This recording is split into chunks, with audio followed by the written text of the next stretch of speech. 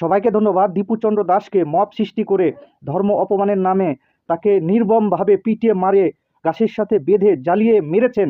এটা নৃশংস হত্যাকাণ্ড নিঃসন্দেহে, এবং দেশের সামগ্রিক পরিবেশ পরিস্থিতি বর্ণনা করে আজ বাংলাদেশে কি হচ্ছে।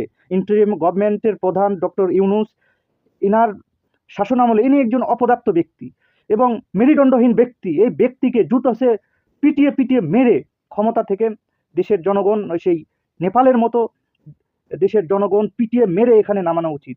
হাসিনাকে যেভাবে মেরেছে, এবং হাসিনার আমলে অনেকেই বলছে এ ধরনের ঘটনা ঘটেনি সত্যকার অর্থেই, এবং অনেকগুলো হত্যাকাণ্ড একের পর এক হয়েছে। সেই জন্য পৃথিবীর ইতিহাসের নির্মমতম হত্যাকাণ্ড হয়েছে, এবং মানুষ সারা পৃথিবী মুসলিম ধর্মকে এই ভিডিওর মাধ্যমে জাস্টিফাই করছে যে এরা আসলে কি ধরনের মানুষ, ইনাদের মধ্যে মন মানসিকতা মনুষ্যত্ববোধ আছে কিনা। এবং প্রত্যেকটা মুসলিমের গুরু দায়িত্ব যে ধার্মিকভাবে এই ধরনের কুসংস্কার যাতে না থাকে, এবং ধার্মিকভাবে এই ধরনের কুসংস্কারকে প্রতিহত করতে হবে। নাইলে মুসলিম ধর্ম, মুসলিম সংস্কৃতি সারা পৃথিবীর কাছে যে ঘৃণা ভরে সারা পৃথিবীর মানুষ যে থুতু মারছে, সেটা আর মুসলিম থাকবে না। সবাইকে ধন্যবাদ।